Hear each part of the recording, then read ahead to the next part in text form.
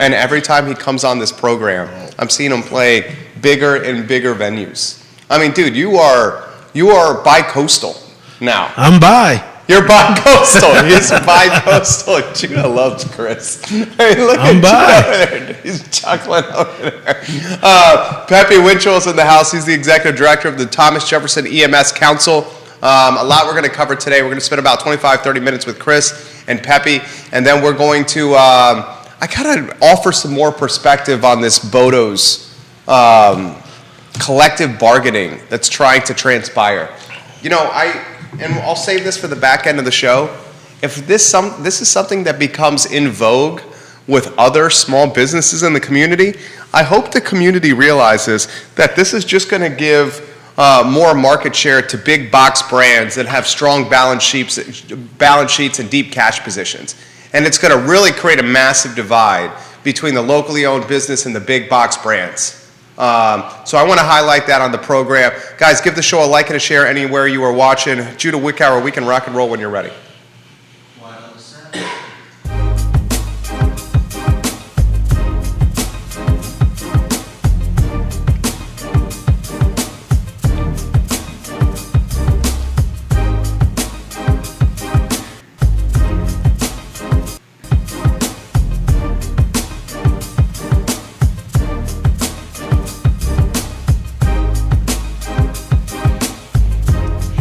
Guys, good Thursday afternoon. I'm Jerry Miller, and welcome to the I Love CVille show. Thank you kindly for joining us. We are live in Charlottesville, across Albemarle County, the Commonwealth, the country, and the world on the I Love CVille network. We're presented today by our friends, Skooma Boutique Dispensary.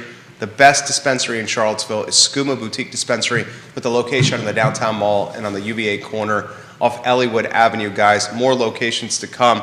Our friends at Castle Hill Cider have a big-time event going on this Sunday, the 231 Fest.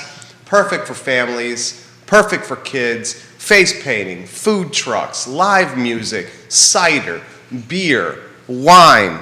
Maybe we see Chris Allen in the house at the maybe. 231 Fest. Yes. In fact, he could headline the 231 Fest. It's going to be a dynamite time at Castle Hill, guys, in Keswick. Judah Wickower is our director. Let's go to the studio camera first, and then we'll go to a three-shot as we welcome Chris and Pepe Winchell to the program. Gentlemen, que pasa? How are you guys? Hey, awesome. What's up? How you doing? I am so pumped for today's show.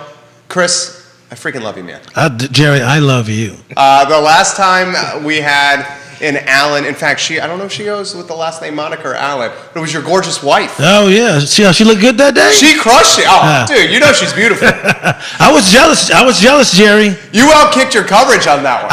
Oh, wow, thanks. You outkicked your coverage on that I did. To be honest, I really did. I was afraid for her to come down here and see you with all your Manhattan finance guy look. He always gives me a little grief about the Brooks Brothers button down. My buddy. I'm just saying, doesn't he look rich? You said that to the last time. You're too. rich. We got an undercover cop. We got Jonah over here. We got all right. Let's get Pepe Winchell. Then we'll have some fun with Chris out here. Pepe Winchell, introduce yourself to everybody watching the show.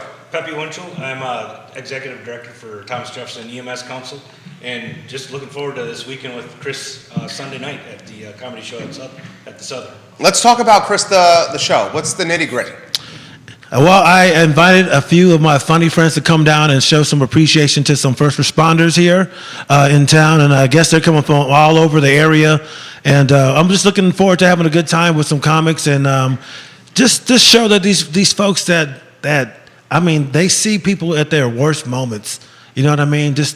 I can't imagine the stuff that EMS folks see day in and day out, and it's time for them to take a break and have some laughs and let them know we care about them, we're thinking about them, and that their mental state and health is very, very important, and I think I can provide some relief with some comedy. And I was just sharing with Chris earlier that I see blood and guts and people in personal crisis, and I just didn't want to outstage him today with you, just in talking station humor. But this is really definitely going to be for the wellness of our first responders, a time for them to relax. Sunday being a fun day for the families at X Park, and then Sunday night being a little bit more station humor at the Southern Cafe with Chris and the folks he's got coming along. How did you guys get up? How'd you guys meet? I don't remember. Someone hooked us up. Actually, it was Grinder? No, he's gonna get in trouble. I can't remember who hooked us up, but someone was like, "Hey." actually my right hand, Kathy Myers at the TGEM's office put us. Kathy in touch. Myers is watching now. Yeah, Hi, absolutely. Kathy. Yep, and she was great. She got us, put us in touch. The first time I met Chris, brought him to the office, and he just shared how much he wanted to help out with the community. And the more he talked, the more it fell in line with. I'm just a comedian in the back of an ambulance, anyways.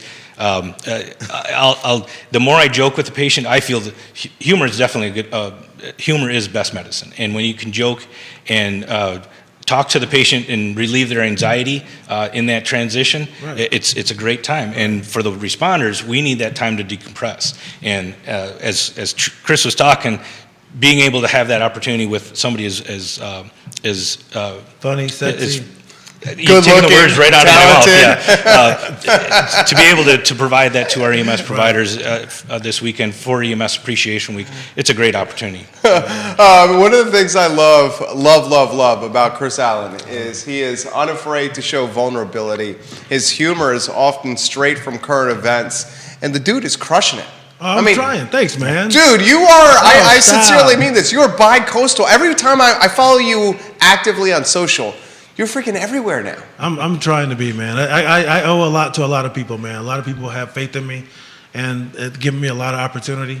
You know, so I just try to capitalize on those opportunities and pay it forward when I can, man. But I appreciate that. You know, How's the best son in the world? Is it Miles? How's he doing? He's doing well. He's so smart. He's just he's code. He wants to be a coder. And he does these things on the computer. I'm like, I have no idea how you built that. He loves playing these games where he can make his own levels and stuff. And it really blows my mind because he's getting so big. I just remember him being like a little burrito, man. And here he is on the computer making all this little stuff. And I'm like, this is my son. He was this big, and now he's smarter than me, and he's only 9. So I love it, man. I love bringing up Miles because when I do, your face just lights up, man. And you can tell like the absolute adoration you have for your son. It is. Oh, thanks, man. Dude, and speaking from personal experience as a father, it ain't easy. But your boy is crushing it, man. The report card is off the chain. Straight A's, you know, and the thing is, Miles some props here. This is for you. I hope you show him this show. I will. Good job, buddy. Good job, Miles. I'm proud of you. But it's been a long time coming. You know, like the ADHD and all that kind of stuff. My wife has really been on top of all that you know, just making sure he sees the doctor, just therapy, all that kind of stuff. The way we communicate with him is very, very important. And without my wife, man, me and him would be butting heads all day. But she's everything, man. Your gorgeous 7/8, your better 7/8 is What's watching. There's better halves, and then my wife and Chris's wife, as Keith Smith says, the better 7/8. She That says makes this sense. is the hardest working man in comedy, Chris Allen, right here. I'm trying, man. I'm not where I want to be right now, but I'm getting there. I got some things coming up this summer I'm looking forward to. Mainly being, you know, Sunday, doing the EMS show. I'm really looking forward to that. I got some funny friends. I got a couple folks coming from D.C. I got another young lady coming from Virginia Beach, and I'm really, really excited. It's going to be a lot of fun. And the one thing I really like working with, the thing I like about first responders and cops and all that kind of stuff is you can get so blue with those groups of people. Like he was saying, like this, the humor at a fire station, at a police station, in a hospital, in the back of the ambulance, even in the military. Like I've heard stories about guys in combat, you know, awful things happening. The firefight dies down, their guys are wounded, and they're laughing. You know what I mean? Of course, it's a serious thing, but there's just something about, you know, just going through something that traumatic where you need that release of laughing. And I'm looking forward to doing that this Sunday, man. I really am. And so, Pepe, multiple questions coming in. And guys, if you want to give the guys some questions, put them in the feed, and I will relay it live on air. I sincerely mean that about your wife, and she's watching right there. You crushed it on the show. She did. Karen Jaffe. Oh, Karen, yeah. Giving you some props. So, Pepe, for you, multiple questions coming in. What's the state of the union from Grayson for EMS, for fire, rescue, and police in the area? For Grayson? I'm sorry? State of the Union. How you guys doing? How would you characterize how everything's going? Everything's about budget now. It is. It's actually budget and personnel. just as you were sharing earlier about Bodos, we could use some volunteers at some of our agencies. We could use some of career folks at some of our agencies. It's hard to keep somebody. In fact, you may not be aware of this, but EMS after COVID, all right, or during COVID, was elevated to the point of essential services. In Virginia Code, EMS providers were not considered essential providers in the community. That's crazy. It completely not. So Yeah. I'm one of 11 councils in Virginia, and we're working with the state of Virginia to make that change in Virginia codes so that the providers get that recognition. But if we weren't essential, when you called 911, we wouldn't show up. So we're definitely essential. So that the State of the Union is we need people to get out there. We need people that have the heart, have the spirit, and have the dedication to come and join us. You know, one of the things that really irks me. Besides Chris? No, Chris I love. I love everything about that guy over there. This is what really irks me. The first responders being so underpaid. The people come to an accident or a ballsy situation where someone's life is on the line. And these folks are literally saving lives as they drive them to the hospital. And they are some of the lowest paid citizens in this community. What is up with that? It makes no sense to me. Like teachers being low paid makes no sense to me. I've had three of the lowest paying jobs. I was a soldier, I was a teacher, and an EMS provider. Dude, you're a freaking hero. This man's a hero. I loved all of them. And being an EMS provider, the dedication is what drives me every time, every weekend to go out and volunteer my time to spend and I was just telling Chris that I relax on Sundays serving my community by running rescue. Now, it's a crazy Sunday because of the calls, or maybe a crazy Sunday as the calls come in, but I'm there to relax, and then I come back to my day job and deal with the regular admin stuff. But it's a dedication. It's a drive to do that. Chris, a soldier, a teacher, and an EMS rescue man. I mean, he's a hero. He is. He's done it all. Now, the heroes are the support we get from the business community. Chris coming out and helping us out Definitely to hero. provide us the training. Yep. And again, back to the humor. It's not about the wellness of the EMS providers is about being able to take time away from the scenes, from the incidents. You don't know when it's going to happen, right? And it's like you and your wife, or me and my wife, we knew we were in love, right? EMS providers, you don't know what's going to affect you until it affects you. Right. And you need that release to be able to get away from that. And one of the things that I'm looking for is providing those programs so that the EMS providers have that release. And one of these releases is Chris and his gaggle of friends to come in and find that release to be able to separate them and enjoy themselves. What's the, Chris, for you, coming in the fee, what's the best venue you've played lately and why? The best venue I played lately, I gotta say it was why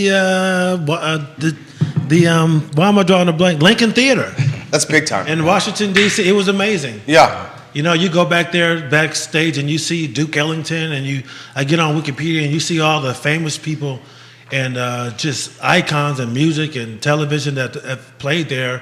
And it just feels good to be part of that history, even though I'm a very small part of that history. But still, just knowing, like, man, Duke Ellington and all these great comics were back here, and they walked out onto that stage, and I really take a lot of pride in that. Like, whenever I'm on stage or something like that, I always stop my mind and think, like, this is crazy. Like, why are you allowed to be up here?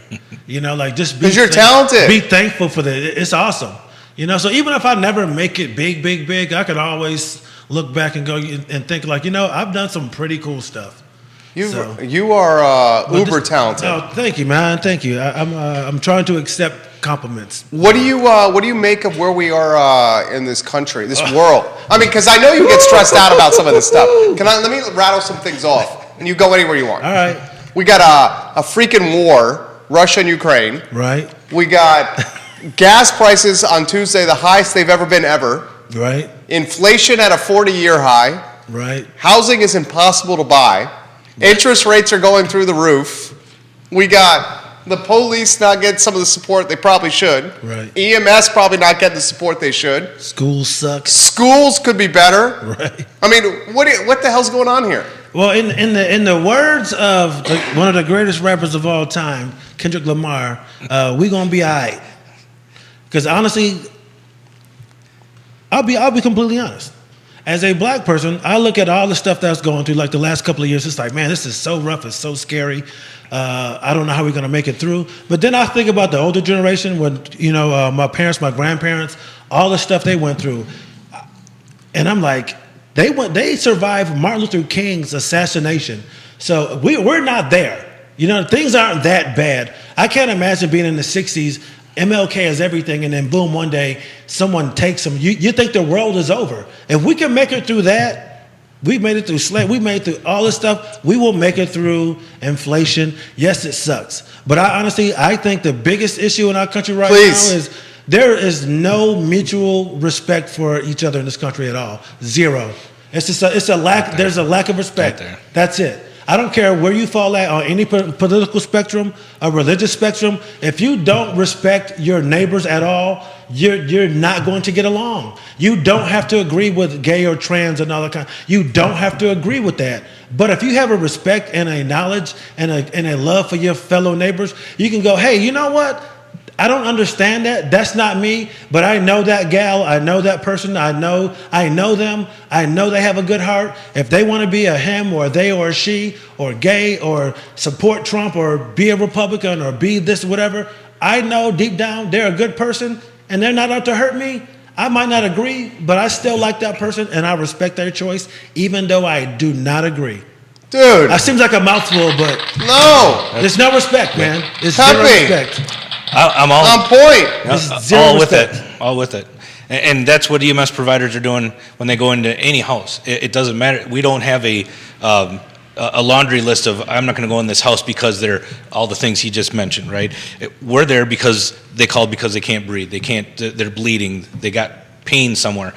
We don't make those decisions and judgments. We go in and help them out. Right. It doesn't matter what color they are. It doesn't matter who they are. It doesn't matter what gender they are. We go in and help them out and get them through their crises. Right.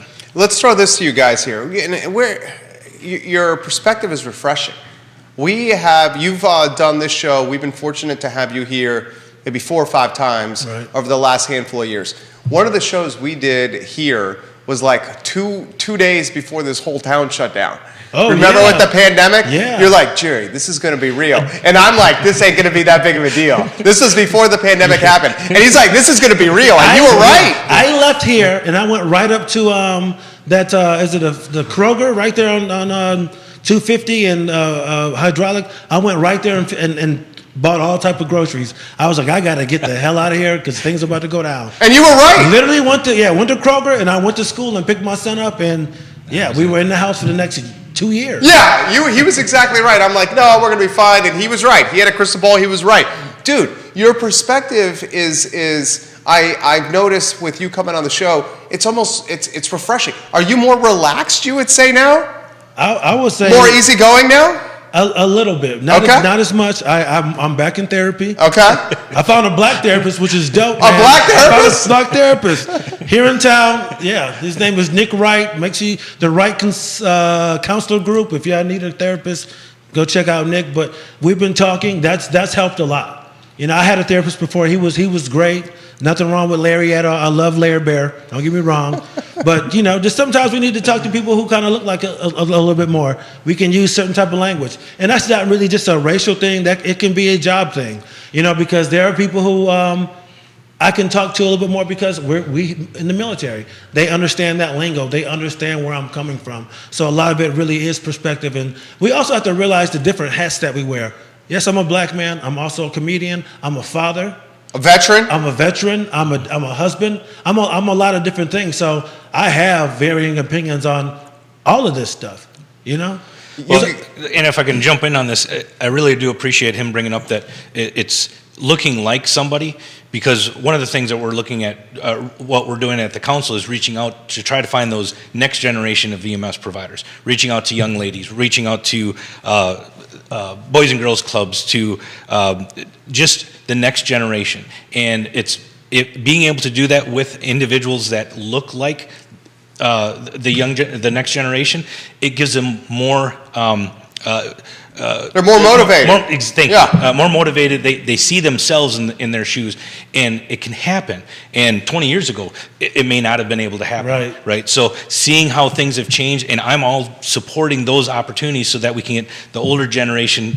I apologize to everybody calling you old. The experienced generation to give back to the next generation, so that we can get those middle school, high schoolers interested in EMS as an opportunity to pursue their health and medical careers in the future. You're getting props from your cuz. Is it Channon Thiede? Yeah, Channon Thiede. Yeah, he's a veteran as well.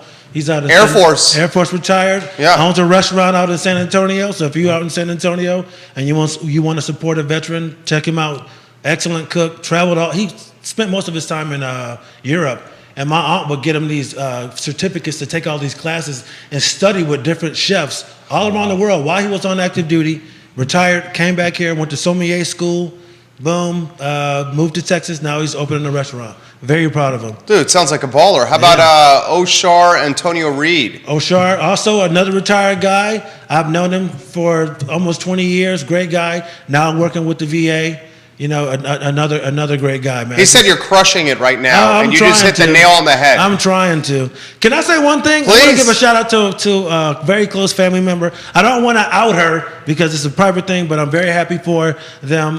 They should be expecting a child soon, so I'm excited for a family member. And let me say one more thing about the mutual respect. Please. Now, this family member that I'm talking about, her and her husband are having a very difficult time conceiving a child. Okay. Very hard. IVF, all that kind of stuff. It's very painful for her. She's also a Christian. Now, with this Roe v. Wade stuff that's going on, this person's a Christian. They're having a difficult time, and this person is still like, you know what? It is not my right to tell a woman what to do with their body. And here's a Christian woman having difficult, who would love to have a child in an easy manner, but that's not in the cards for her or for them. And she's still like, you know what? It is not right for me to tell somebody that they can and cannot, that they should have a baby or they shouldn't have a baby. What do you make of the Roe v. Wade stuff? Pappy, I'm going to throw that to you. Yeah, I know that's a ballsy topic right now. He's got to be careful. Yeah. You know what? I'll say this. I'm a gun guy. This I tell people, I'm a gun guy. Now, do I believe abortion is it's a wild one. I don't think we should be using abortion as birth control. That's just my personal opinion. That's my personal opinion. If you want to have 5 abortions, that's fine, but I don't think that's what it's for. It's not my right to tell anybody what you can and can't do with your body. That's how I feel about it. I don't want someone telling me I can't have an AR-15, and I'm for damn sure not going to tell a woman she can't have 8 abortions. Do I agree with it? No, I don't. But again, it's not my right. And I also understand people make mistakes. Yeah, we all should get a couple mulligans here and there. But when you're like 6 or 7, and I might get in trouble for saying that, but I think that's a bit much. Pappy, you want to touch on this? You don't have to. You don't have to. I'm gonna bring in my wife because I champion my wife as well. Okay. And she shared with me an image of "Don't tread on me," and she said, "This is the only don't tread on me image I like," and it was a snake that was curled up in the form of a uterus, and that was the if you can visualize that, right? So, and just going along that lines, it's extremes that we're looking at. The legislation is coming back on the using abortion as a birth control, but if it's not taken, if abortion isn't utilized appropriately, or if legislation goes through, we may not be able to step in medically until sepsis occurs, which is a really, really bad infection. And that's life-threatening. And that's when we don't want to be called, because that patient's extremely sick, and that's way too late. Right. And there's so many things that we can do to minimize the cost of healthcare if we do proper preventative and mitigative programs and such. And I'll stop at that because I'm Oh, you're passionate. Yeah, I'm passionate, yes. I could tell. I could and tell. again, I'm not judging anybody that Yeah. does. That's just my own personal opinion. I get it. You're 20, you're in college, something happens. Yeah, you want to have a career. I absolutely understand that. But when it becomes 3, 4, 5, it's just like, hey, look, there's so many other options to be responsible. But I'm also not going to tell somebody that they have to carry a child. But it's just like, hey, not only are you're doing damage to yourself, and we were talking about that kind of psychological stuff. Like while you're living your life, people might not think about that kind of stuff. But later on in life, where you hit 60, 70, you don't have kids, and all of a sudden you start thinking about all those abortions that you might have had, and go, man, if I wouldn't have, I might have grandkids by now. Because I know people who decided to just not have kids, and now they're elderly and they regret it. You know. I'll throw the Russia-Ukraine war to you. I know you got a take on this. I know you've been thinking about this. I got a weird take. Okay, I can't wait to hear your take. It's one is really messed up. We're caught between a rock and a hard place.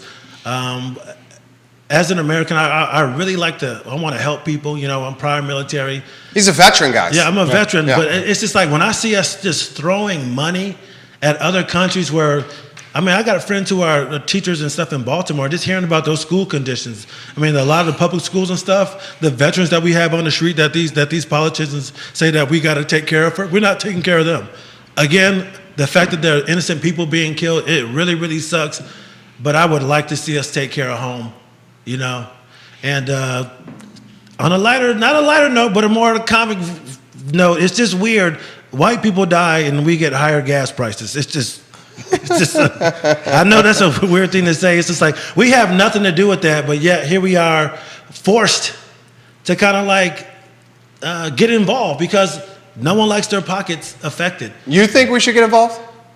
Pappy, you want to touch on? You want to jump in here? So, you don't have to. I know you got to play the little safer than Chris and I here. No, EMS is worldwide, right? And the public health conditions, the public health response to the mass refugee camps and the help that's being, if given the opportunity, I'd get on a plane and be over there and helping out the refugees that were coming over. It's not their choice that their cities and their communities were bombed or they're getting shelled, and they're just being displaced. So being there to provide them, and it's cold, you know, and they're hungry, and they don't have anything. Everything, they've got, a suitcase and a kid. Yeah. And they're crossing the border. And the folks that have traveled distances to offer the help there, hands down applaud everybody who's in that providing those services. So that's my take, is that even in the crappiest of times, there's still others that are still out to serve others, just with no benefit to themselves. I gotta throw Vladimir Putin to you. That guy's crazy, man. Dude, we got literally a warmongering lunatic.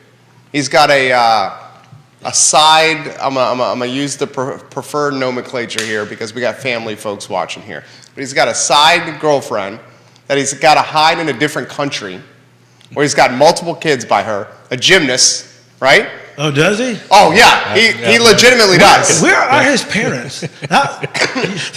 You ever notice that? Where are dictators' parents? What? So you're basically Is there saying Mr. Putin is like, what are you doing? why did Putin not grow up getting spanked? Where's Daddy Putin? Did he not get the belt? Yeah, I mean, got it too much. Or maybe he got it too much here. I mean, what is the presumptuous is an understatement. Go into another country, take over the country? I don't get it. I truly don't understand. Is it a megalomaniac? Is that what it is, Judah? I just don't understand. That's for Nick Wright. That's a Nick Wright question over I don't there. understand the desire to want Or Lair Bear. Lair Bear. I honestly don't understand the concept of wanting to run a country and be a dictator. I'm like, it seems like it's so much responsibility and work. And Right. I wouldn't, and honestly, I couldn't have that many people not like me. I mean, the whole world hates this man. Yeah. Hates this man. Even his own people hate him. I know. He's created an economic crash in his whole world and his whole country. Yeah. I mean, it's bananas here. What do you feel like? How do you feel like our country's doing? Honestly, man, if I'm going to be truthful, Please. when being in the military, you kind of become immune to a lot of the stuff that goes on economically, just because it's such a constant thing. Like I never like gas. Okay, you know what? I get it. Gas is expensive. But other than that, as far as like the housing market, having BAH and all that kind of stuff, even when people were talking about all the medical stuff and healthcare, as a military member in my 20s, I didn't get it because I'm in the military. But now that I'm out, it sucks. Yeah. It ain't cheap. It sucks, man. Do you think about this? And Kathy Myers, we're going to get to your comment here. She's giving you guys props. She's part of the team, right? Yep. Yes, Yeah, she she is. says, Yeah, appreciate letting everyone know about what we have going on Saturday during the day and with Chris that night. NBC 29, the newsroom, watching the program Yes. right now. NBC 29, this would be a great event for you guys to cover this weekend. Don't you think, you know who I worry about, and this is me and this could be a good question for you too, Pepe. In fact, you have the oldest, how many kids you got, Pepe? Just one. Okay, we all have one. One. Yep. Yep. I worry about our kids.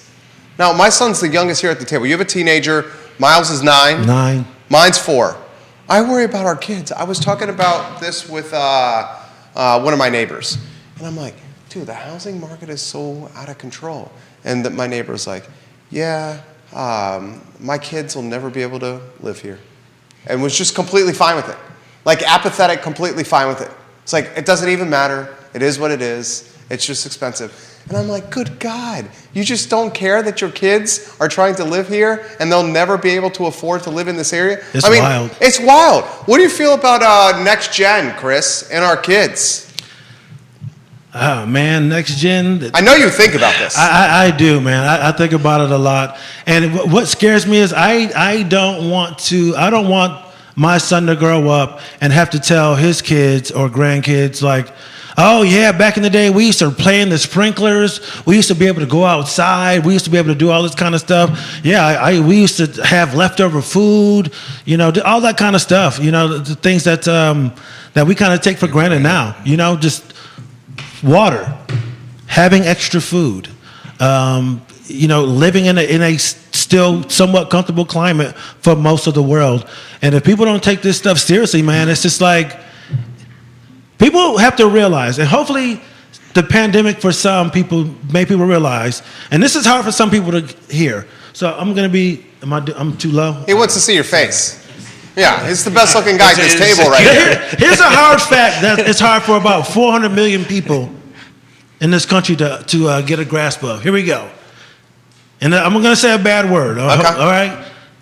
I mean, usually you say them before Yeah. now. I mean, this is the longest you've ever gone without saying a bad word. Right. Mother Nature and the earth doesn't give a fuck about America or the Constitution or our founding fathers. You know, look at the pandemic. People were like, oh, we'll be fine. People really think that America is immune to stuff. We're not immune to anything. We're not. We're human beings. All these lines we created, it's all imaginary. People think this global warming thing is a joke. It's not a joke. We have finite resources. Finite resources. There are billions of people on the planet every day. We're just consuming, throwing shit out. We're not very efficient the way we do things.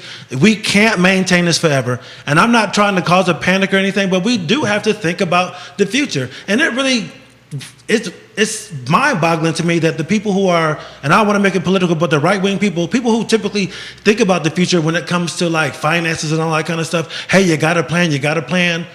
Also, you're a Christian. You say there's no other life out there, there's no aliens, there's no other planets, then we should respect this one planet that we have. If we're so special in God's eyes, why are we destroying what he gave us? If we're really the only people in the universe, then we should really take care of what we have. It's not about being some liberal cuck or anything. No, let's respect, y'all like respecting property, right? Let's respect God's property, this earth, and take care of each other and take care of it and be wise when we use the resources that will not last forever. All right, I'm off my soapbox. I like it. Pepe, jump in here. Sorry, Pepe. I like it. I'm giving him I like all it. the prompts. He's on top. Sorry. He's Therapy. Yeah, right there. Nick Wright. This is what therapy Bear. by the river will do for you. Sorry. Let me Comedy. Sorry. Is Miles showing any interest in girls yet? Too young? A little bit. Yeah? A little bit. It was a little embarrassing a couple weeks ago. Oh. There was a little group of young ladies around, and I can tell he wanted their attention. So he turns to me, he goes, "Oh, Dad, did you see me beat that really hard precision Mario level the other day?" And like he's looking over to see if he's gonna get a response from these young little girls. And I'm like, dude, they don't care about Mario. And I'm like, don't feel bad because I have friends who are 30 who are still trying to pick up women talking about freaking video games and wrestling. So don't feel bad. What did you tell him was the best icebreaker instead of Mario? Did you give him any advice? I don't. Yeah. He's a cute kid. Yeah? He's a cute, just flash that smile. That's what you told him? Flash the smile. Oh, man. Talk to us, Peppy, about your teenager. So, well, and just kind of living vicariously through you and reflecting of my experiences with my son at 4, and going to soccer, youth soccer with my kid, who he was a soccer phenom in the youth soccer, and then going up in the 9 and 10, and just watching him develop. My wife and I just enjoy just the splendors of watching him, and as you said, just making the right choices, making sure the communication's there with him. He's now a very stable, preparing himself for college. It's great to see some of the choices he's making. It's really great to be able to. Really, our biggest thing is, we can teach them and we can tell them all the things we want to teach them or want to try to get them to learn, right? But we're not going to know until he goes outside without us around and somebody else comes up and says, "Hey, Chris, your kid did this really awesome, and just want to let you know." It's stuff like that we hear on the side that just puts the frosting on the cake. So all the blood, sweat, and tears that we put in to him as he was growing up, we're getting a little bit of that now, and we're just like, oh, it actually worked. Yeah, That's good. It's scary, man. That's good to hear. I'm terrified about the next stage. Yeah, what? Teenagers? Yeah, but just like the internet and the porn and this and the that and it's a lot. And I know sometimes I'm not big on details, and I know I have to be on top of that. You know what's crazy too? He might be able to attest to this. Like people talk about porn, all this kind of stuff, and shielding our kids from it. But I really think YouTube is way freaking worse. Oh my God. Way so worse. Way worse. My kid is, so we had to get rid of normal YouTube. He's watching YouTube Kids, which is a scaled down version of YouTube. Right. He would start on normal YouTube watching like Blippi. Remember Blippi at all? Yeah. Okay. Yeah. So we started with Blippi, a kid show. Okay. Next thing I know, I turn over, he's swiping up and he's watching like, I don't know, teenagers, everyone's streaming video game playing now onto YouTube. And he's watching a machine gun, a killing video game. Right. And I'm like, my kid is 4 years old watching this. I don't even realize that he's doing this. We had to get rid of normal YouTube. And on top of that, I'll talk to him. He'll be sitting where you are. And I'm like, son. And he doesn't even hear me. Dude, yeah. Is that how it is? Yeah. Where he's like mesmerized. It's They like love drugs. it. Yeah. He doesn't even hear me. What scares the hell out of you about YouTube? It's just like I had a friend of mine. I won't tell the whole story, but it's just you don't know who can be indoctrinating your kid. Yep. Not to get into the politics, but there could be some people with some really far left ideas, and your kid goes down that rabbit hole, the super right wing stuff, and then not to mention all the conspiracy theory stuff. And if you don't know what your kid is watching, you don't know what the hell is going on in their brain. Yeah. You don't know. And it's all these trends too. The TikTok trends. Right. The Tide. It started. Well, not started with, but Tide Pod thing was a big, whatever, got kids to think that they could consume a Tide Pod and survive it. Then watching the milk crate challenge and people falling from. It was humorous at times, but I just saw business because wherever they are, they're going to be calling us. Right. So the challenges that go out, it's just silly. But it's I don't know what to say about it. It's just silly. What do you think of Musk buying Twitter? You can put any thought into that? I don't think anything is going to change, man. No? I don't. You're a Twitter guy? I'm on Twitter. Yeah. The thing about social media platforms, and honestly, any business that you're not really in, everything looks easy from the outside. You know what I mean? So like people are like, oh, he bought Twitter. We're going to be able to say whatever we want to say. Even with like Truth Social and all these like right-wing free speech, you can't just get on someone's platform and just say what you want to say. And then when you own that, you realize like, man, I can't just have anybody on here saying anything. So I think once he owns it, he's going to see how much of a headache it is. Honestly, dude, I don't think within 2 years he won't even own it. I don't think he'll own it. Wow. I don't think you. That is a monster to deal with. Yeah. A monster. Yeah. People think that's easy. Oh yeah, you can just go in here. No. Do you think some right-wing social media platform is going to let some super liberal trans man get on there and do and say exactly what they want to say? Should the Absolutely not. Should the platforms just be the epicenter of just total free speech? No. You do not think so. You gotta. That was a firm no. Why? Tell me. You got to have a filter. Okay. You can't. You got to have a filter. Yeah, I'm all for free speech. Yeah. The thing is, the people that like to play this game, they want to play both sides. They're all about personal responsibility, being a professional. Then even by just saying that, being able to say exactly what you want to say doesn't fall underneath that umbrella. It doesn't. Being an adult is realizing you cannot say whatever you want to say whenever you want to say. But it goes back to what he said before about mutual respect. If it's in your mind and you don't have that filter, and you say something that's just not respectful, it should not be said. It shouldn't even be part of your thought process. But you just have to have mutual respect. Free speech, absolutely. Say what's on your mind, build consensus, have that opportunity to have a discussion so that there's progress in what your conversation is. But if you're not having that conversation and you're stuck in the mud and you're unwilling to listen to the other side. It doesn't mean you have to change position. You just have to listen, build consensus. Like Chris had said, I respect you. You can have your positions, and I'm going to have mine, and we'll meet in the middle and agree to disagree. But either way, we respect each other. This is not, what I'm about to say is 100% not about politics. I just find this to be a head scratcher. Explain to me how Vladimir Putin has a Twitter account, but Donald Trump was banned from Twitter. Who can explain that? It boils down to. Who can explain that? If it boils down to, did you violate their terms of service? And the weight of what Donald Trump says in America, because we're American, it's an American company, has more weight than what Vladimir Putin said. Like if Putin tweeted, I wouldn't see it. There's world leaders tweeting all the time.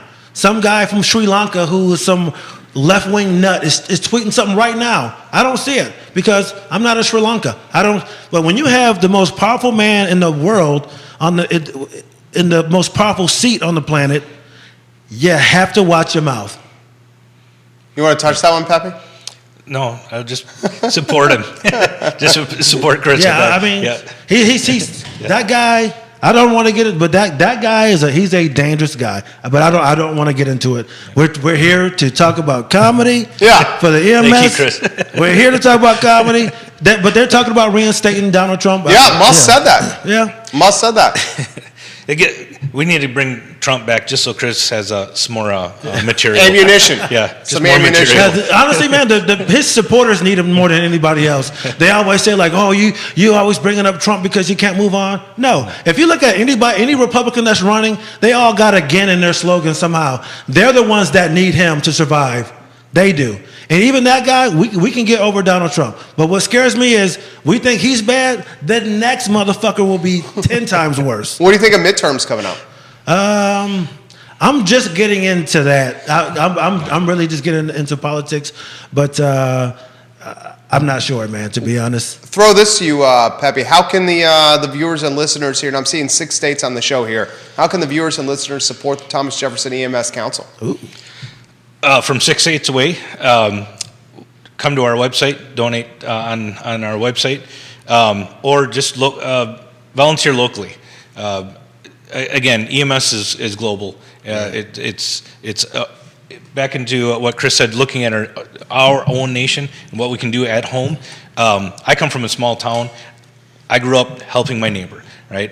Moved to Charlottesville, another small town, a little bit bigger of a small town, but we're a small town. We're helping each other out. And whether you're here in Charlottesville, whether you're on the other side, the bi-coastal, as you were saying with Chris, everybody who can help out in their communities, whether it's supporting the local EMS station or coming in and dedicating their time and their energy, however you can do it, it's going to benefit us as a whole. I always ask you about Charlottesville and how Central Virginia and this community is. And each time I've noticed with you that you're getting more and more, like, you like it more and more. First time I had you on. I do. First time you had you on, you were like, dude, this place was not welcoming. And each time you come on, you seem to like it more. Is that fair? Yeah, but you know what it is, Jerry? It kind of goes back to what he's saying, getting out and talking to people. You know what I mean? You know, having those one-off, situations with people will sour you. Yeah. Just like in life. Like, I've talked to many people in my military career, and like, they might have an issue with a person of color or something. They go, hey man, what happened? And man, when I was like 10, I used to go to the park all the time. These black kids used to pick on me, or these white people used to pick on me. And you go, oh, okay, I can understand why you are hesitant and all that kind of stuff. But then you build a rapport with those people, they open up, and next thing you know, they're coming over for dinner and all that kind of stuff. We just have to, like you're saying, be willing and open to talk to others, understand where they're coming from, and that really makes things better. Look at our relationships. All right, me and my wife have been going through a little rough patch lately, right? And the other day, I actually went in downstairs. I was like, this is bothering me. What's going on with you? We talked for about an hour and a half, and I just felt the temperature just in our house go down so much. Why? Because I asked the question, I expressed myself, I used explicit language, and not cursing, but like what I wanted to know, where I felt like I was messing up or where she was going wrong. We talked about it, and it made things a lot better. And I think where we go wrong is there are groups left and right, they don't want to have a discussion. Let's be honest. Groups don't want to have a discussion.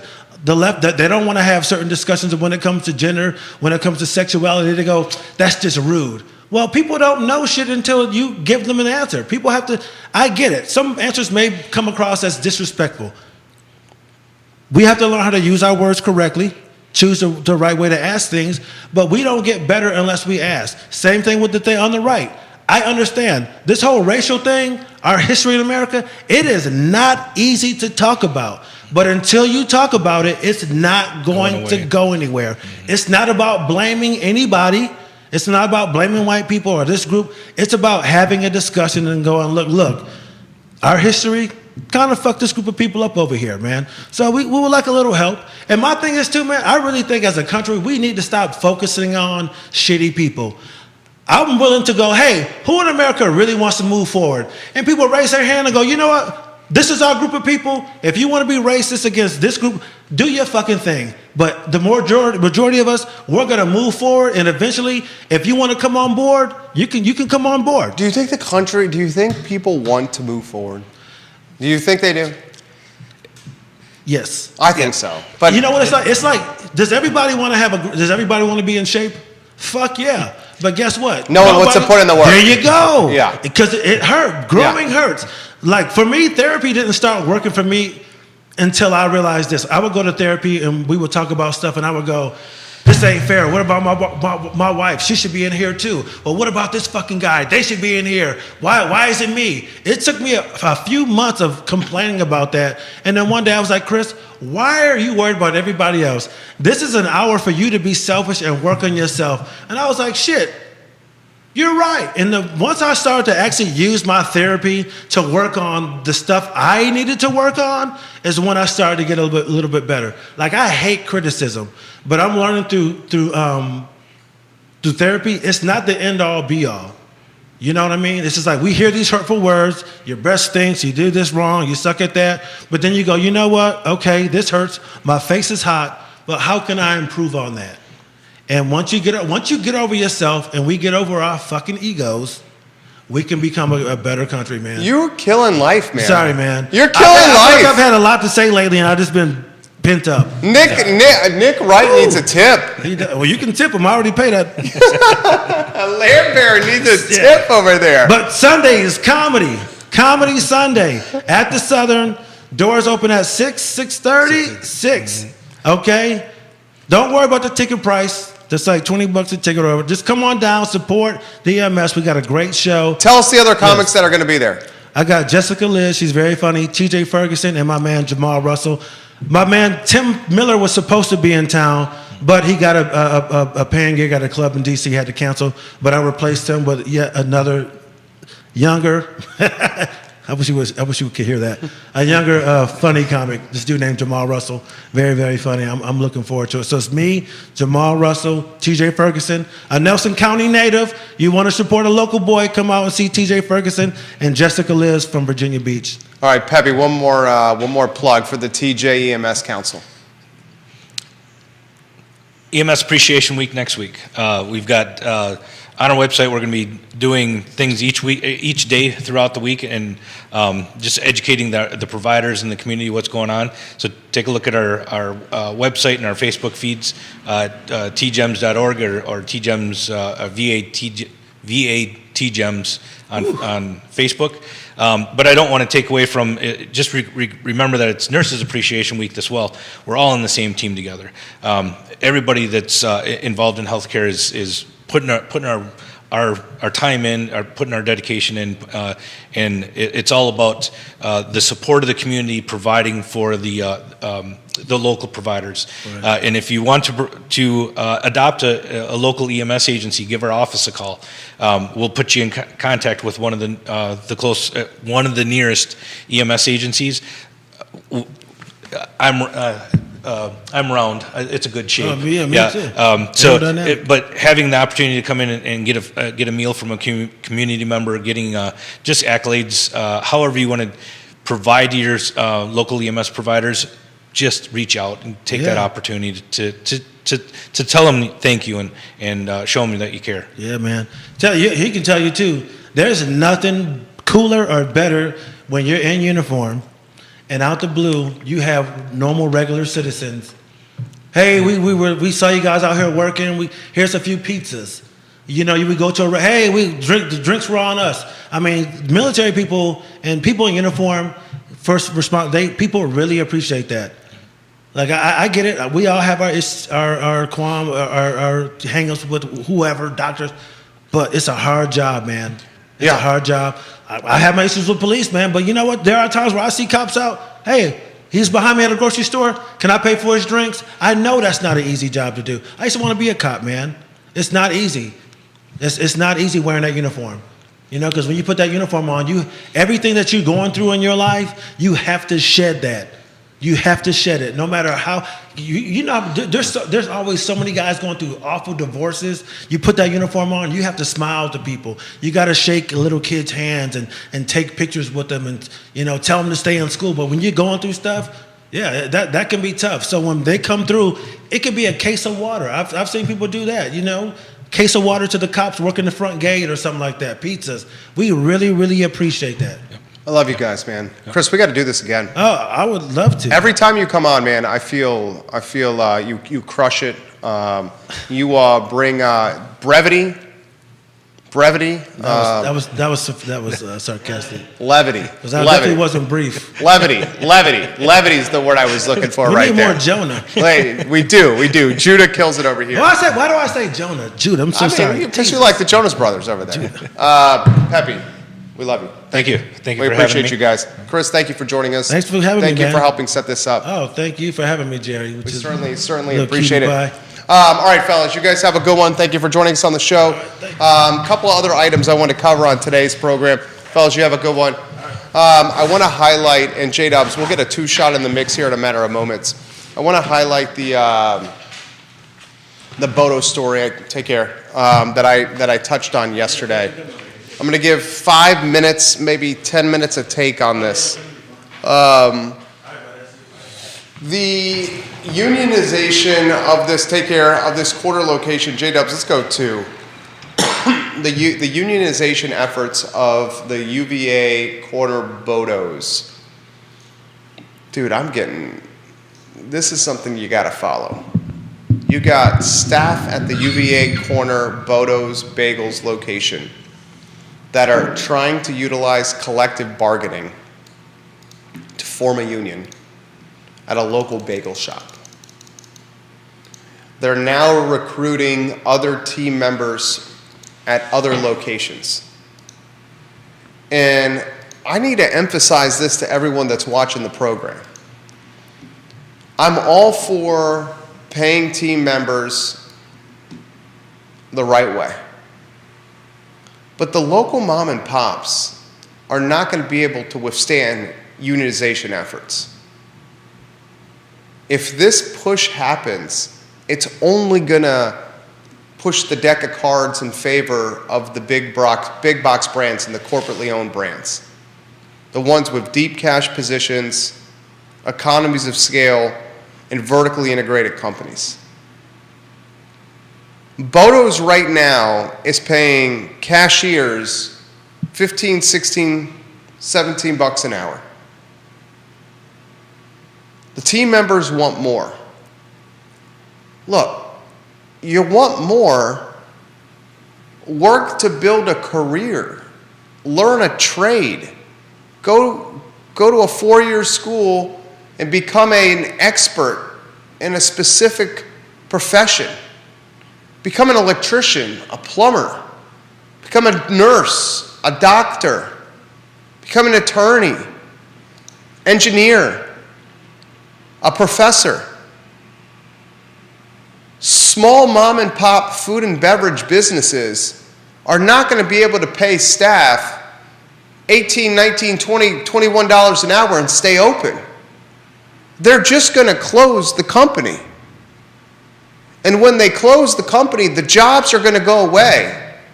And the deck of cards is going to be in favor. The chips are going to be pushed to the big box brands that have the cash positions, the corporate restaurants. Watch what happens with Bodo's. Because if this is a keeping up with the Joneses situation that influences other staff at other locally owned businesses to do similar things, it's going to create a real pain point for mom and pops and the locally owned brands we love. Am I missing something here? Do you think I'm missing something here with this take? No. Have you thought about this? I haven't given it a whole lot of thought, but I mean, I think you're right.